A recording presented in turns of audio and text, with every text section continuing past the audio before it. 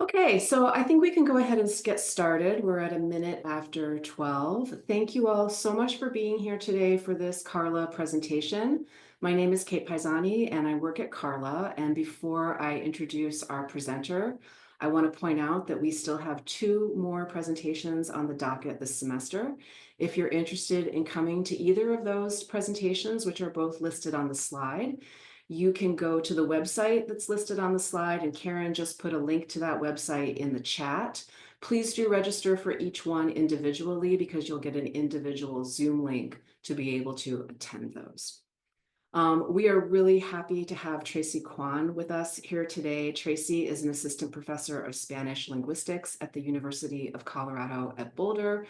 She's also part of the evaluation team that helps Carla improve the work that it does for its grant-funded activities. Tracy is, we're just so happy to have her here. She's a really thoughtful teacher, educator, and researcher.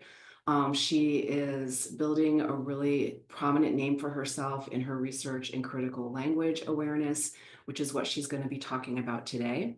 The webinar today is part of Carla's commitment to supporting social justice in language education by providing professional development and free resources for teachers. We are recording this webinar and it will be published on a website of thematic resources that we will put up after Tracy completes a workshop for us in April. Unfortunately, the workshop is already full, but we will be sharing resources from that workshop, and Karen has put a link to that page in the chat. Take a look out for those resources in mid to late April. So without further ado, I want to hand things over to Tracy. The title of her talk today is Critical Language Awareness for World Language Education: What, Why, and How. Welcome, Tracy. Thanks for being here. Great. Thank you so much. Thank you so much for having me. Thank you, Carla. Thank you, Kate, for that introduction. And thank you to all of you for joining me. It's morning here in Colorado, and it's exciting to see people from all over the US and also internationally. Okay, we're going to go ahead and get started. So like Kate mentioned, today I'm going to be talking about critical language awareness, or CLA for short, in world language education. And I've kind of designed or set up today's presentation basically as an introduction, right? A very brief introduction about what CLA is and its potential for world language education. And world language education, for me, I'm really using this term quite broadly. So I'm going to be talking about the context of second language or additional language instruction, foreign language instruction, as well as mixed language classrooms where we might have heritage and non-heritage language learners, and also including heritage language context as well, because a lot of my work does look at both contexts of language learning. So today I'm just going to be addressing these three central questions. I want to talk about what is CLA, give you some concrete examples and also definitions of what that looks like. And then I'll talk about why I think CLA is necessary for world language education with a few examples. And then also, how can we begin to think about integrating CLA into our teaching? So just to kind of give you a little bit of a brief context about me and how I came to this work, I really started thinking about critical language awareness and social justice pedagogies in general, probably about 8 or 9 years ago. I've been a teacher of English abroad. I've been mostly a Spanish language teacher at the high school and post-secondary level in the United States. And I was just beginning to notice how a lot of my students bring a lot of lived experience about language and identity into the classroom, and that perhaps as a teacher, I wasn't taking full advantage of that. And thinking also about what it is to teach language, and what is the purpose of a language classroom, right? And so sort of all of those thoughts drove me to look into and use CLA both as a research tool and as a pedagogical tool as well. Okay, so what is CLA? I'm going to start perhaps with an example that hopefully will give you a more concrete understanding of how critical language awareness differs from other ways of talking about and presenting about language. Okay, so I'm going to take this example from English. An English construction it ain't broken, right? And let's imagine that if we were in a classroom setting and this example were to come up either in a text or from a student, a question about it. So On the one hand, we can approach talking about this linguistic construction in this particular frame, right? We can present it as, well, this is not considered standard American English. The use of ain't is ungrammatical and is considered informal and slang. It's not permitted in the classroom or in writing. And the more correct alternative would be using is or are not, right? So that's one way that we could approach thinking about this English construction. In contrast, a more, let's say, critical oriented approach would be the following. We would think about, okay, we have ain't as an alternative to is, are not. We consider this grammatical in the descriptive linguistic sense, in that it's a construction that is used among community of users, and it's understood, right? However, it is stigmatized as informal and inappropriate for academic or professional settings. It tends to be associated with uneducated, lower SES, and rural communities. And if used in speech or writing, ain't will invoke particular social characteristics aligned with certain social groups and with the stigmatization. And I would say that with this approach, we could go a step further and also talk about why. We could talk about why is social prestige oftentimes linked to linguistic prestige, right? So I have these two contrasting explanations to sort of show that on the left-hand side, we can have a very prescriptive approach of talking about language in this incorrect, correct, binary, and hierarchical way. Or we can take on the right-hand side, perhaps a more critical approach aligned with critical language awareness, in which we're presenting sociolinguistic variation, but we're also unpacking what that sociolinguistic variation means and how it's tied to certain social characteristics and underlying meaning, right? I want to point out that this might seem like two very binary approaches, right? But in fact, when we think about, from a more prescriptive approach to a more descriptive and critical approach to language, I see this really as a spectrum. And so I'm sort of presenting to you both extremes, right, of how we can talk about linguistic features in the language classroom, right? So that was an example. And so to give you more of a definition, critical language awareness, CLA, is an educational philosophy and pedagogical approach that leverages learners' backgrounds and knowledge as a means of guiding them towards unpacking the social meanings and power relations that underlie language and language use, right? So highlighting here that the leveraging of learners' backgrounds and knowledge on the one hand, and then the other second piece about unpacking social meanings and power relations, right? We can also see it in this graphic of this circle of the different pieces that make up CLA. So on the one hand, we have critical knowledge or simply awareness of variation and how linguistic variation plays out in social ways.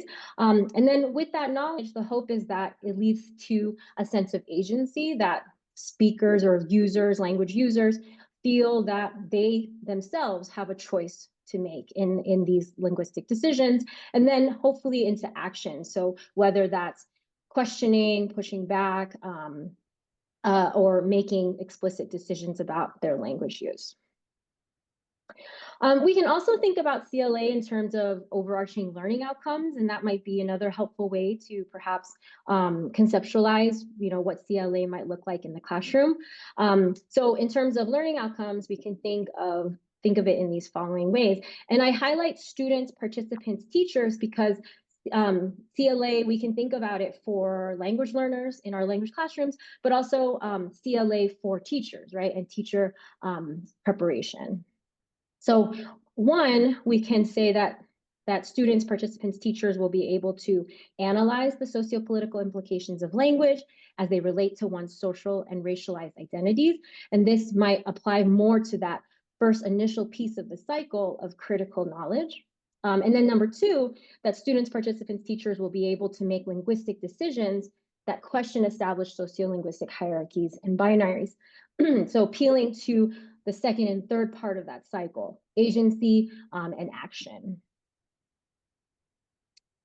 CLA also aligns with a lot of other social justice related approaches that we see currently in world language education. So on the one hand, CLA aligns with anti-racist pedagogies in that CLA is really trying to unpack how what role language plays in racialization processes, and how language gets used, right, to basically form part of discriminatory practices and racism that many communities face, right? It also aligns with social justice teaching in that CLA is its aim is for social justice and equity. And then it also aligns with D and anti-colonial pedagogies because one of the aims of CLA is to kind of undo or unpack, right, these hierarchies and the status quo that has long existed in traditional language curriculum and language education programs, right? CLA, again, is trying to get students to unpack these notions of the correct or incorrect or why standard language, which varieties become the standard varieties and then are taught in educational contexts, things like that. And I provide here some citations, which at the end of the presentation, I'll also have all of the full references, but so that you can kind of see these other resources that align with CLA. Okay, so hopefully you have some sort of a working now understanding of what CLA is. I want to transition then into, why is CLA necessary for world language education? The principal reason being language ideologies or taken for granted beliefs about language and their users. Language ideologies are around us all the time in our classrooms, right? In our curriculum, in the materials that we use, in textbooks, and in society, right, in general. And language ideologies affect how we teach language and how we might talk about language, and things simply as, saying like language is correct or incorrect, right, is an example of language ideologies at work, right? Another example of language ideologies is thinking about bilinguals as two monolinguals in one, for example, right? And that definitely gets, it can seep into the way that we engage with our language teaching and our practices. So I'm gonna give you some examples from research of just kind of to show more explicitly how we're seeing language ideologies at work, and to demonstrate why then CLA might be such a powerful pedagogical tool. So one example comes from Losa's work, which was looking at interactions between students and teachers, particularly paying attention to how teachers might provide corrective feedback in their classroom practices. In this particular interaction that I'm going to highlight, we're just going to look at a Spanish heritage language student interacting with a teacher as the student is giving a oral presentation about their family. And we're just going to pay attention to what the teacher does in terms of corrective feedback and how that might reinforce some ways of thinking about language or which type of language gets prioritized, right? So the student is giving a presentation and says, I love my family and I would not change them for anything in the world, in the good and the bad, and peores in Espanol, we will be together. And the teacher interrupts, right, and says, peores, it's a question of pronunciation here, says, okay, the student uptakes, right, and says, oh, repeats the recast, peores, okay, sorry. And then the teacher continues and says, no, the majority of people pronounce it like this, peores. It's okay and is normal, but well, we are learning Spanish and we are improving the language, so pronounce it correctly, okay. And so in this example, we can see, right, that one, the student is giving a presentation on family and pronounces a word that is understandable and that the teacher even acknowledges that users of Spanish do pronounce it in this way, but the teacher specifically focuses on correcting and this idea of that the student's not speaking the language well enough, that the teacher's job is to improve the language. And that's about correction and appropriate pronunciation, right? And so we can see in this example, language ideologies at work and being reinforced for the student, right? And in this classroom practice that we can label or categorize as corrective feedback. And then what we can sense, what can happen with these sort of interactions over time is that students can feel, that their language is unacknowledged.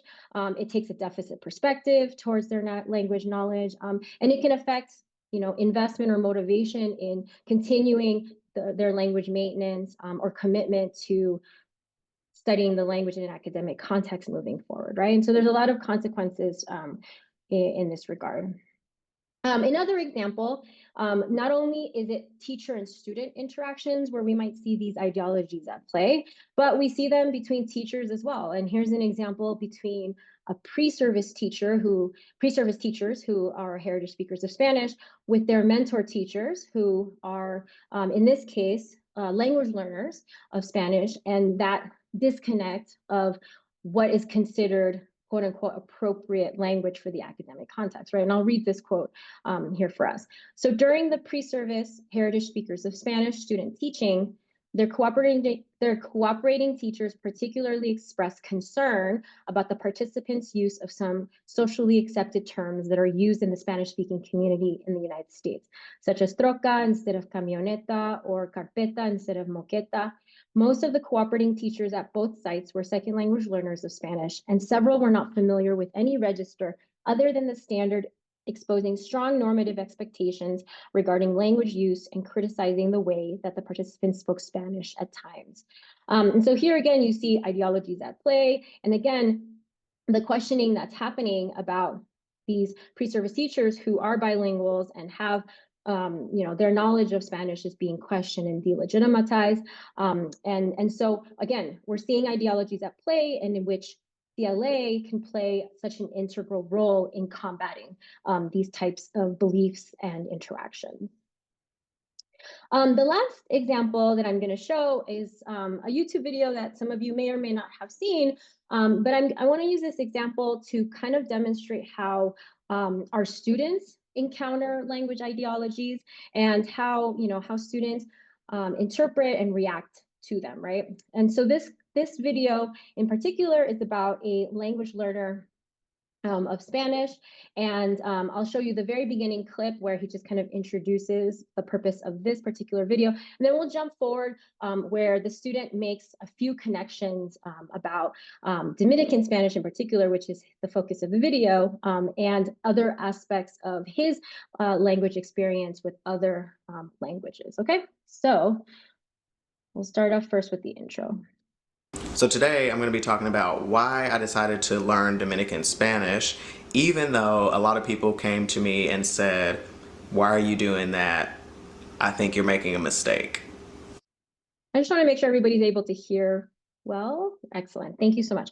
So that's his intro, right, to the video. I'm going to jump forward a little bit and just pay a little bit of attention to the connections that this student is making, what other people are telling this student about a variety of Spanish that he's really interested in, and then think about kind of what we've talked about so far with CLA and language ideologies, and how do all of these topics connect through the example of this student. So I'm just going to jump forward. Spanish? Just also want to put closed captioning. So at first I was just kind of like, like who are you, bro? Like, how are you going to try to tell me that I've made a mistake with the dialect that I've picked?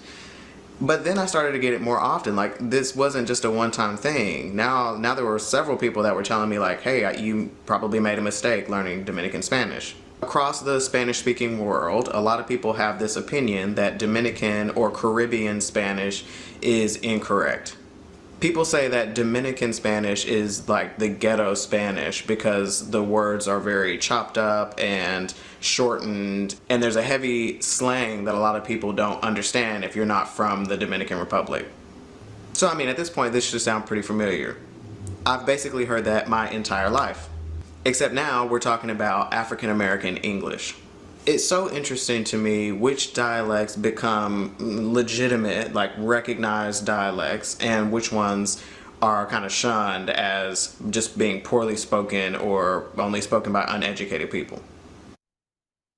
So I'm just going to stop it right there. And I really encourage, if this resonates with you, to go and watch the entire video or use it with your students, or, with your pre-service teachers. But the point of this video is just to show that, once again, these ideologies are present. Sometimes they're present in our classrooms, but they're also present outside, right? Like this student here is showing, is that as a language learner of Spanish, they are already getting and recognizing different like language ideologies, in this case in regards to Caribbean Spanishes, right? Another interesting piece with this example is also the connection that the student's making, right? That like, hey, what's going on with varieties of Spanish is something that happens with varieties of English, making that personal connection with lived experience that resonates with them, and then seeing it being applied, right, in different contexts. And so CLA, like the point of CLA is kind of getting to these realizations that this student is coming to, and also kind of the action that's being taken in this case, that the student is pushing back, and sort of the sense of agency of saying, no, I identify with Dominican Spanish, and that's the one I want to learn, regardless, right, of what other people are telling me. And so, again, just kind of an example to show the power of CLA for combating a lot of ideologies that we see around us all the time, and that our learners are probably encountering as well. So to Okay.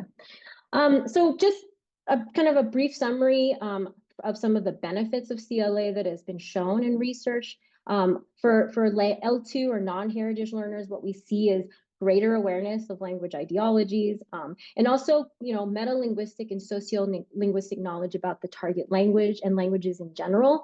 So there's sort of this misconception that if we integrate CLA into our language teaching, we're losing benefits, or we're not focusing on developing proficiency or communicative competency. And I think that what some of the CLA research has tried to show is that, in fact, by kind of raising students' critical awareness, you're also raising awareness about language in general and its usage, right? And so it's not that it's incompatible with proficiency or communicative competency. In the context of heritage learners, what we find is greater sense of agency and empowerment to defend linguistic choices. This oftentimes also leads to greater ethno-linguistic pride and language maintenance. And it can also seems to have effects on academic retention and achievement overall, if they feel, right, a sense of pride, ethno-linguistic and cultural pride. And then finally, in the context of CLA, with teachers, we can also see greater awareness of the inequities in hegemonic schooling practices that maybe are constantly being perpetuated in classroom settings or school settings.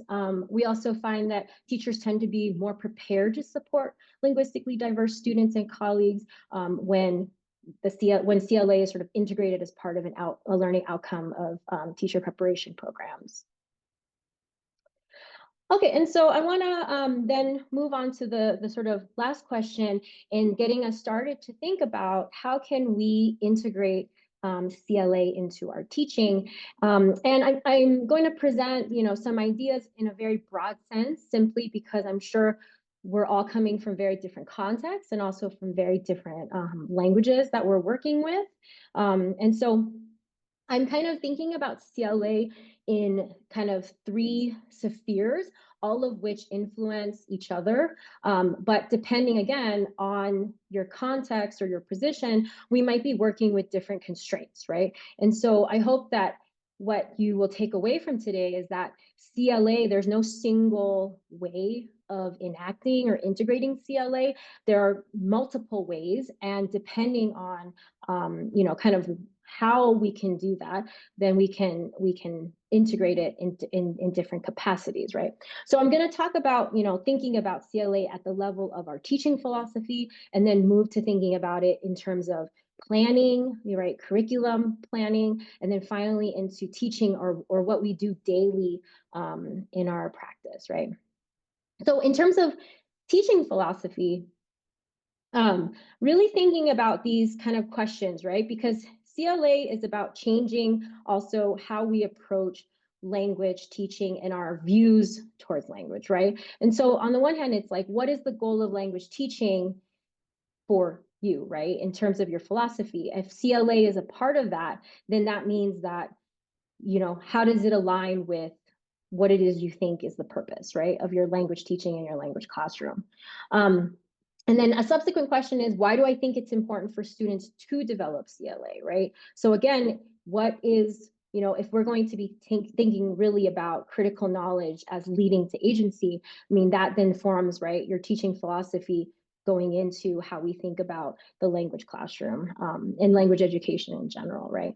I think another question is also thinking about how do I view language and literacy? Because again, CLA is asking us to move away from prescriptive ways of thinking of correct, incorrect, or better, worse, appropriate, inappropriate, and taking a step back and thinking about language as it's tied to communities, right? Language as it's tied to identities, right? And the same for literacy, thinking about language not in these deficit terms, but as assets that our students already have and building upon.